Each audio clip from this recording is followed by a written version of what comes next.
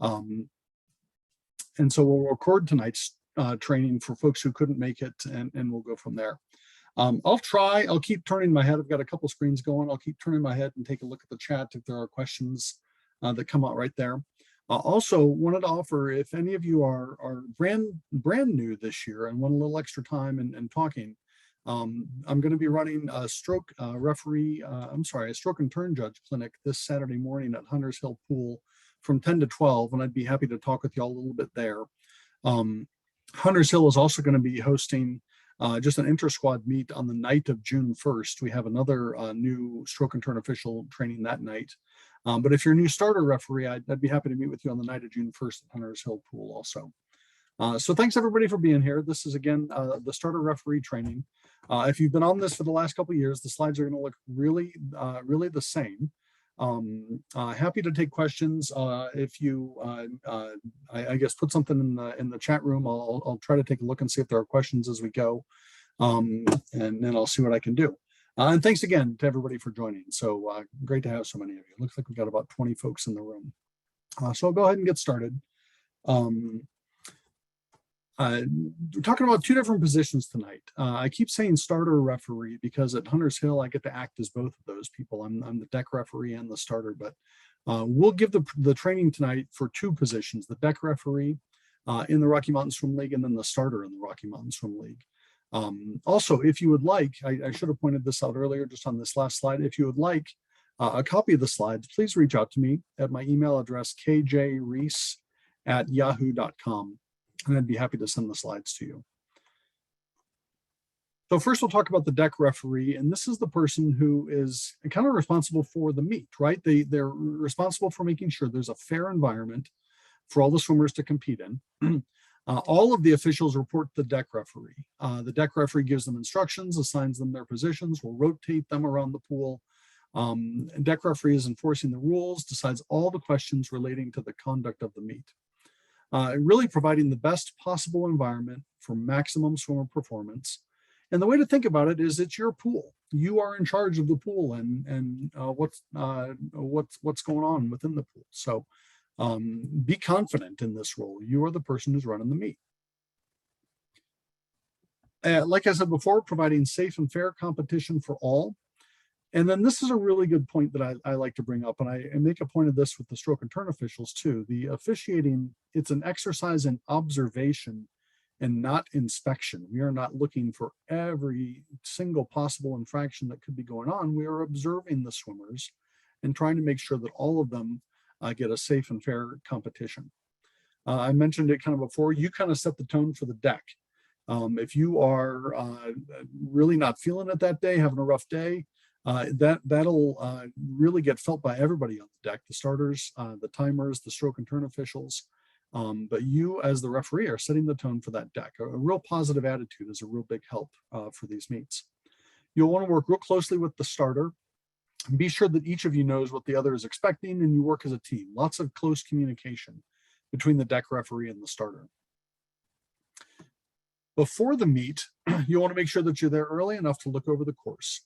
Make sure that there is space for you and the starter to work together. Make sure that the spaces are appropriate for the deck officials and the timers. Again, this year, we'll have the stroke and turn officials standing at both ends of the pool and not on the sides of the pool. So at the start end, or for 25s at the turn end, wherever the timers are, it could get a little bit more crowded. So just give a little instruction to everybody to work together and make sure that everybody can do the job that they need to do. Before the meet, you'll want to check out the equipment, make sure the blocks are good, that the lane ropes are tight, the lane markers are in good place, the backstroke flags are there. If you have a recall rope, check to make sure that it's there and that you know how to work it. You want to make sure that the radios and the headsets are working for everybody that you need to have one working for. So that would be the stroke and turn officials, 2 on each end of the pool, at least 2 on each end of the pool, and then also for yourself. And then new over the last couple of years was the Swimmingly app at Hunters Hill. We had real good luck with it last year. I'm looking forward to using it again this year. Again, this is not a training in Swimmingly. That website has a bunch of trainings for you that were real helpful last year. If you do want some training in Swimmingly, please do come to that Hunters Hill meet on June 1st, the night of June 1st. and we can show you how it's worked for us, how we use iPhones, and how it works for all the timers, the starter, and the deck ref to take a look at all the DQs. Once the meet is running, the deck ref needs to primarily focus on the race. And again, think about body language. This is, again, part of you setting the tone for the meet. Look happy, confident, make sure that people know that you're watching the meet and that you're in charge. The second point is a good one. You don't want to make it look like you're hanging out with the starter, not paying attention. That might make folks think that you're not giving everybody a fair competition pool. If you're watching the race, you might see the fraction as well as the stroke and turn official. You may not have to ask them questions when they call in the infraction that they see. And then this is a good point. Create a mental picture of the possible violations that you could see kind of before the event goes. If you know it's a butterfly that's coming, you might think, okay, I want to make sure I'm seeing arms move at the same time. I'm seeing feet dolphin kicking, moving together, not an alternating kick. Not a butterfly kick on the, not a breaststroke kick on the butterfly. Again, it's your pool. So you're also going to set the meet pace, the precedent, how things are going, and the feel for the session. A calm demeanor is really infectious and can go a long way to helping ensure successful meets. You'll want to make sure you're still recording infractions on your heat sheet just so that you can check them against what's being recorded in swimmingly. And then work with the starter to kind of check the next heat, make sure if there's any open lanes, you might have to move some kids into those open lanes. And watching generally for any issues and situations that could cause a problem. For new folks, I probably have unloaded a lot on you already. I want to make sure that you know that as you get going, as you get more experience, the meets will definitely slow down, and this all of this work becomes a lot easier the more practice you get at it. The meetings you would expect to see before the meet, there's usually a coach's scratch meeting where they'll talk about kids who called the night before aren't going to swim, kids who they might need to add before the swim. You'll get some help from the folks who are working with swimmingly to make sure that all the folks get into the right lanes and that we can give everybody a fair race. The huddle is what the swimmingly setup meeting is called before the meet. Timers will need to be there. The stroke judges will need to attend at least after the huddle or right about the same time as the huddle to make sure that their phones are connected, because stroke judges will also get to record their infractions through swimmingly. You'll also have a stroke judge meeting before the meet starts, and at this point you'll review the stroke briefing. If you need a copy of the stroke briefing, again, please reach out to me, kjreese@yahoo.com, and I'd be happy to share a copy of the stroke briefing that we have with you. But you'll want to make sure you give the stroke judges a briefing, tell them about any peculiarities about the pool that you're working in, and make sure that they feel like they're ready to do their jobs for the day. Typically, you would expect to see all of the stroke judges for the day show up at that early meeting, even if there's a couple of breaks throughout the day. So you kind of want to make sure you have at least as many of the stroke judges that you'll have for the day as possible in your stroke judge meeting. There's also the timer meeting that the deck referee will run in the morning. And at that meeting, you'll kind of coach the timers on their jobs. They don't need to start their clocks anymore with swimmingly, but they'll need to know when to start their clocks.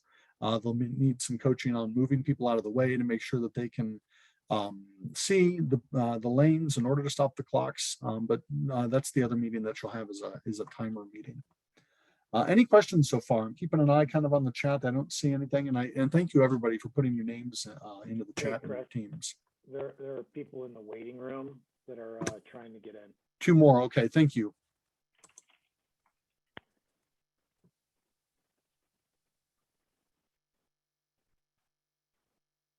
Okay. Thanks for that heads up. Folks, sorry, I saw a couple more folks in the waiting room, or was alerted that there were a couple more folks in the waiting room. We're a couple slides in already. If you need to catch up, please feel free to reach out to me. I've been telling folks my email is kjreese@yahoo.com, and I'd be happy to send the slides to you and trade questions with you if you have anything.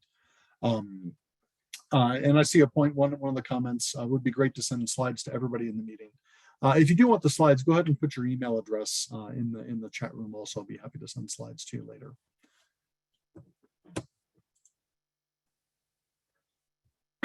So talking about disqualifications, the stroke and turn officials will record those in the Swimmingly app. You can work with the person who's called the scorekeeper in the Swimmingly app to reject or accept those calls. You want to make sure the judge is in the proper position. Are they confident in their call?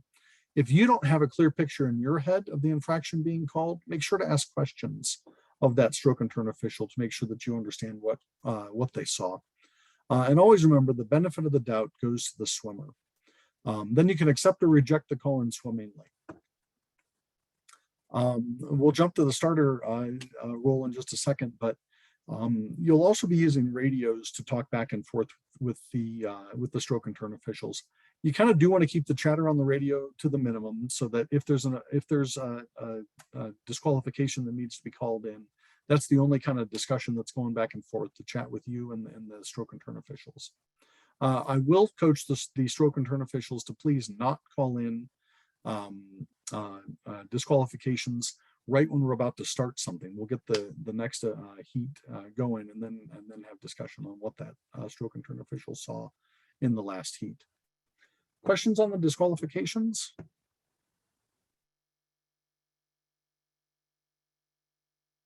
Okay, we'll talk about the start. Excuse me, the starter role. And the main goal of the starter at any meet is to make sure that every swimmer gets a fair start, that you start relatively consistently, so that those kids get a fair start. You want to say the take your mark command in a consistent fashion. Bring the kids down at the same time, making sure that everybody gets a fair start. So I do recommend watching the philosophy and protocol video on the USA website about starting. So this is one good video that's good to take a look at. Starters need to be real flexible and adaptable to any situation that might rise. You might get 5 kids on the block and you're ready to set them down. They're all standing up there and someone else runs up there. They may be there at the last second. You may have been anticipating a 6th person to show up there. Just be flexible and adaptable to anything that might rise. We're very patient as starters. We need to apply the rules and let the swimmers swim. Also on the Swimmingly website, www.swimmingly.app/training, there are a number of good training manuals to take a look at. You might want to take a look, deck referees, at the stroke and turn judge training. Definitely take a look at the huddle. Device setup is good, and then starter training definitely for the starters to take a look at also. Before the meet and before that session starts, make sure that you're familiar with the starting system.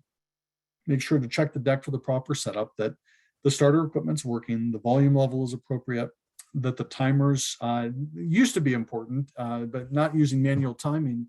The strobe was important to be visible. Make sure the cables are secure, that you or the deck referee is not going to trip over those. That's embarrassing when an official falls in the pool in the meet.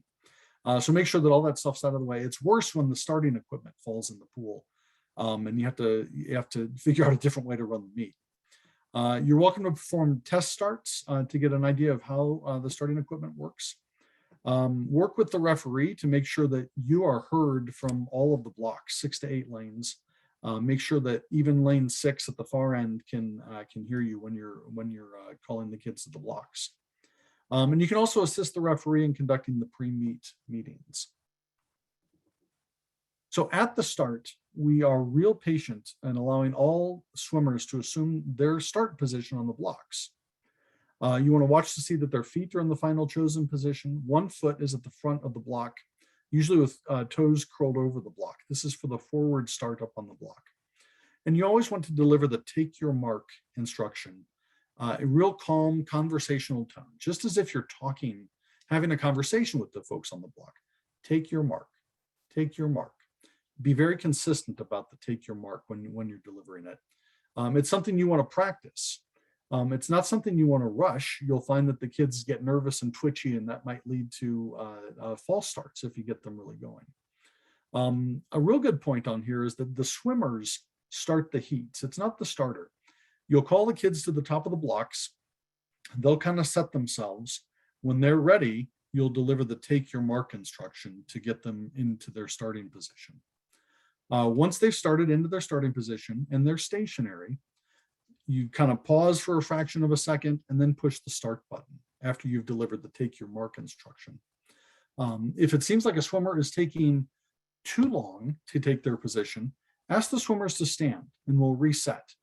And then that kind of gives a clue, okay, everybody get down, let's all get ready together, and then we'll start the heat.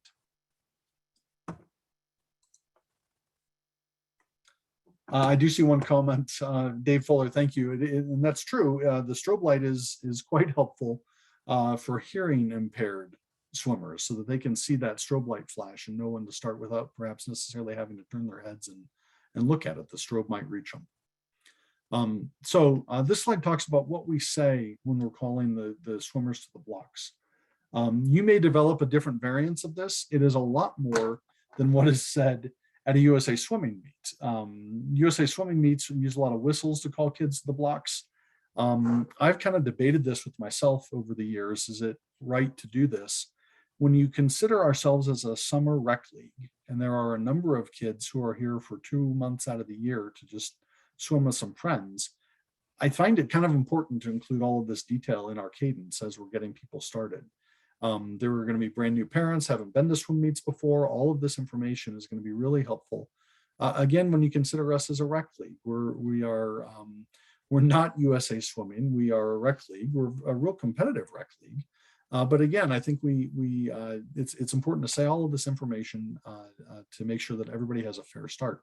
So you'll say this is event 1, the 4x25 meter freestyle relay. This is heat 1, 4 lengths of the pool for each swimmer. Swimmers, please step up. At this point, you'll watch for their toes on the edge of the blocks. You'll say timer's ready, watch is clear, take your mark. And then when they're all set, you'll push the start button. The last point on here says after the heat, let the coaches know if there are DQs. I have kind of fallen out of favor with that. I'm not as good at announcing that in the middle of the meet. I certainly don't do that in USA Swimming meets. If it's something that you do, I think that's fine to go ahead and do it. I do mark them on my heat sheet. So if someone needs to stop by and ask me if there was a DQ somewhere, I'm able to tell them what happened and where that happened. Questions on the starter procedures for the forward start?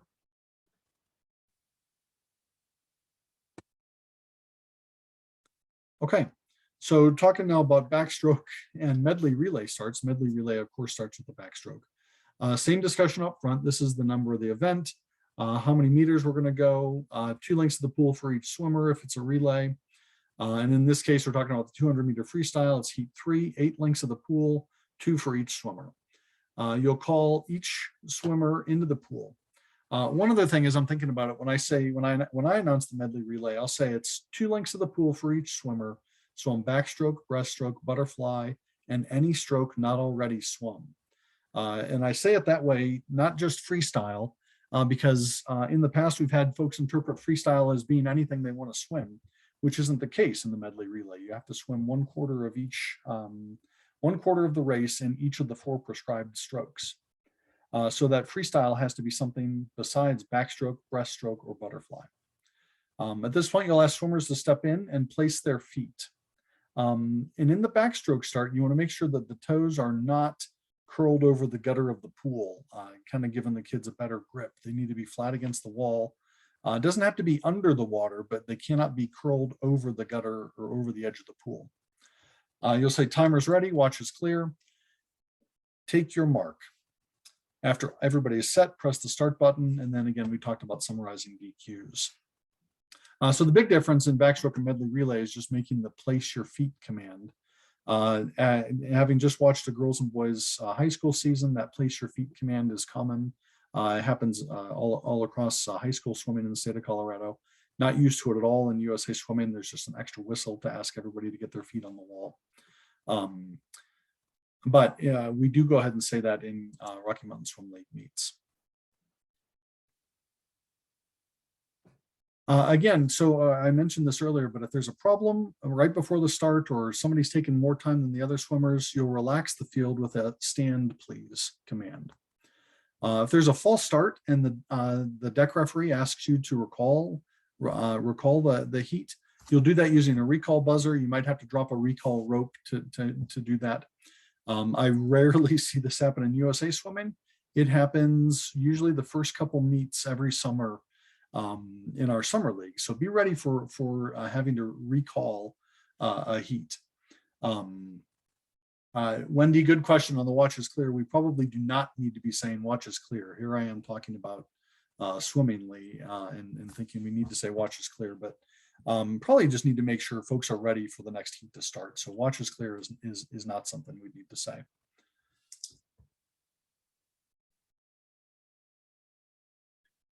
Sometimes when there is a start that gets recalled, you might get 1 or 2 kids in the pool.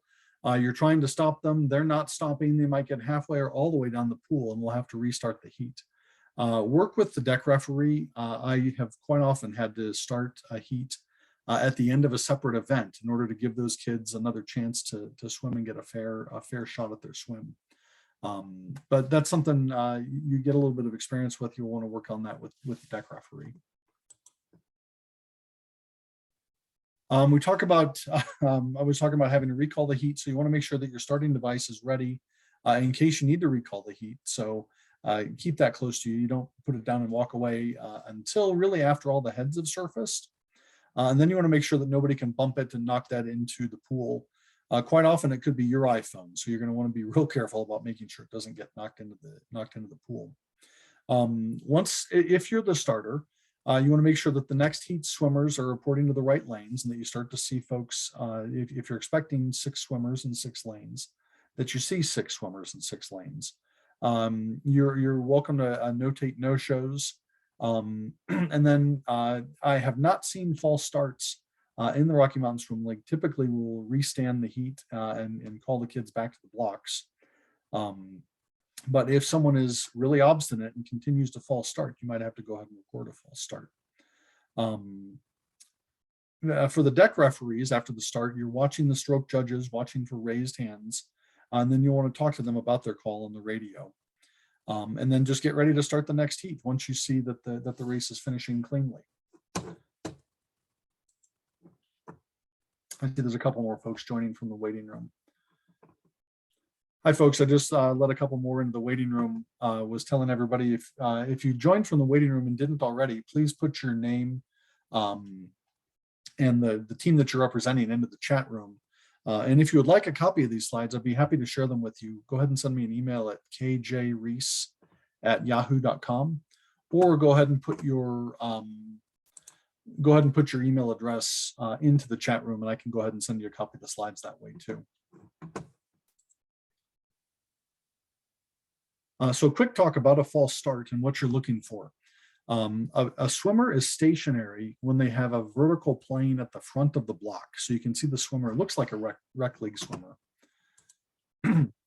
They can establish that plane at the front of the block. If they break that plane moving forward or backward, in the forward start or the backward start before the starting signal, that's then a false start. So you're kind of watching for movement relative to that plane that they've established at the front of the block. You're not looking for twitchy muscles, back feet movement, that kind of thing. It's breaking that plane forward or backward. A point on false starts with the young kids, you're going to see a lot of wiggling. In the rec leagues, the more folks I've talked to, the more we just say, let's get the young kids off the blocks. Go ahead and get them up there. Don't wait forever for them to get set. You'll see if a plethora of the kids are set, I would go ahead and start that 6 and under heat.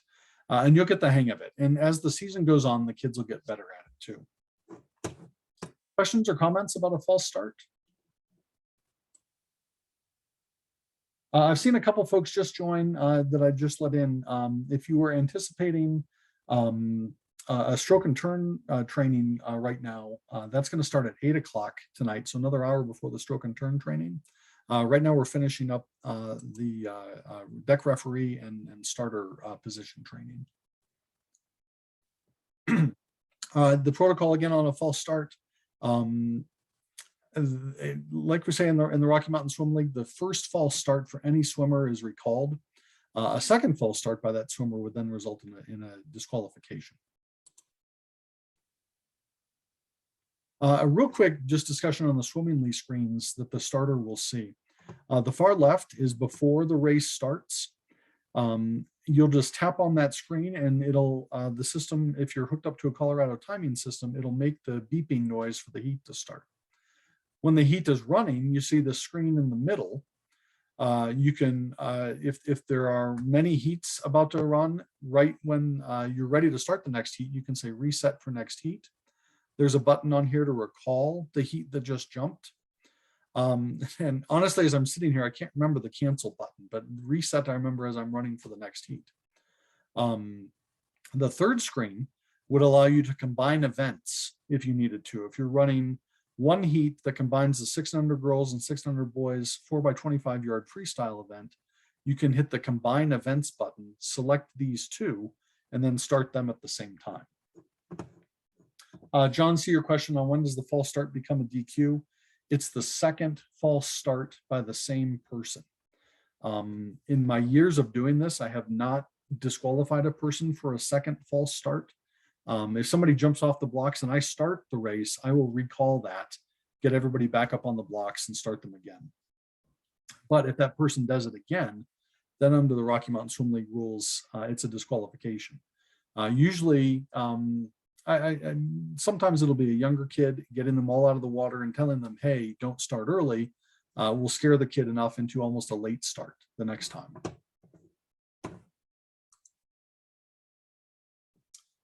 So just a couple tips and tricks about starting. Again, be confident. You're helping run this meet, so people are looking to you and you know what you're doing. So be real confident about it and be relaxed. This is fun. We're a summer rec league. These summer Saturdays are some of the best times in the pool for the neighborhood. So these are really enjoyable events. You want to be calm and really patient. It can be tricky to start some of the younger kids sometimes. So be patient with them. Give them a little time to let the swimmers tell you that they're ready for you to start the race. The starter's voice and demeanor will set the tone for the swimmers at every start. If you are screaming, take your mark at them, geez, they'll be nervous and twitchy and it's kind of harder to start the race. But a real calm, take your mark as you talk to those swimmers really will help everybody calm down. Maybe even slow that down a little bit. Take your mark. You want to focus on the field and not one particular swimmer when you're starting. And don't hesitate to use that recall option if you feel like an external noise made someone start and interfered with the swimmer's ability to achieve a fair start. And then the last tip is do some practice with swimmingly. By the end of the summer last summer, without having dual meets in person very often, I got really good with swimmingly as I had to start all kinds of meets all the time. We ran all kinds of home meets. I think I ran 8 home meets for Hunters Hill last summer. But the more practice you get with swimmingly, again, the more confident you'll be and the more relaxed you'll be. Okay, so that's kind of the end of the presentation and slides that I have. There were some other examples to run through. But at this point, I know we're about a half an hour into the training. Happy to take questions from folks. If you want to ask anything in the chat room, or if you want to ask any questions, or you're welcome to drop at this point too. And I appreciate everybody for jumping on.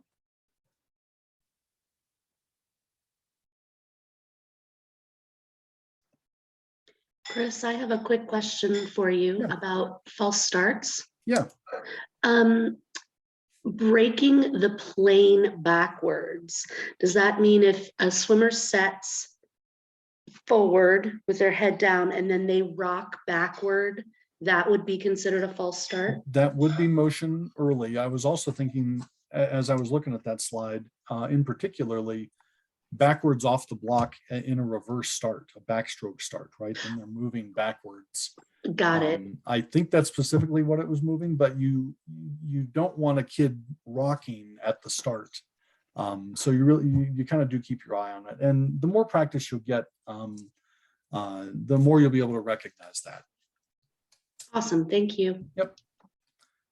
Wendy, you do not need to go to the stroke judge training in addition to this training. It might help, and you're absolutely welcome to. I'm happy to have everybody there who wants to be there, but it's not a requirement that you go to the stroke judge training.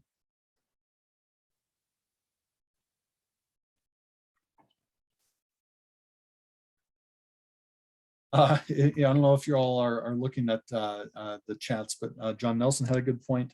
And that's a really good idea. On a hot day, put your iPad on the top of a Ziploc bag with ice on it. Keeps your iPad cool. About the last thing you want to have happen in the middle of a swim meet is have your iPad fail and not be able to start the meet anymore. So John, thanks. That's a really good tip. Brianna, it looks like you were asking about June 1st. I was inviting folks. June 1st, Hunters Hill is going to have an intra-squad meet at Hunters Hill Pool. We're going to have, we've invited folks, new stroke and turn officials to come and watch that meet for a little while. You'll see plenty of good and bad swimming at a practice meet. But that's a night I can give those folks some training. And if you as a starter or referee want to talk about what you're seeing going on in the pools or starting and running the meet, we'd be happy to have you there on June 1st and give you some training then.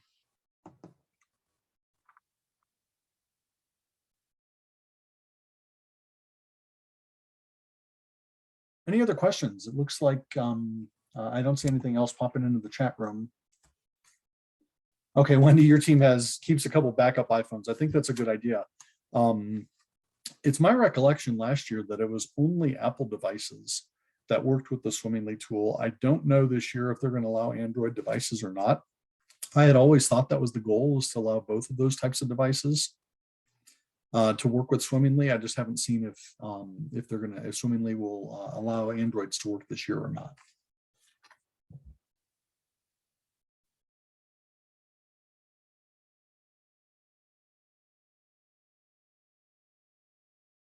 Okay, seeing no other questions, I'll thank everybody for coming.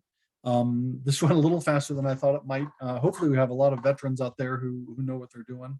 And again, if you're new, please send me emails. Again, it's kjreese@yahoo.com. Happy to trade notes with you, tips and tricks. Other folks who may have done it in your neighborhood before you are also great folks to reach out to, and usually real happy about sharing information about how to be good starters and referees. So thanks everybody for coming. I really appreciate it. Yes, and Wendy, a great point. That was something I forgot to mention. Go Abs, right? I think they start in 30 minutes. So we're out in plenty of time to have you go do that. Thanks, folks.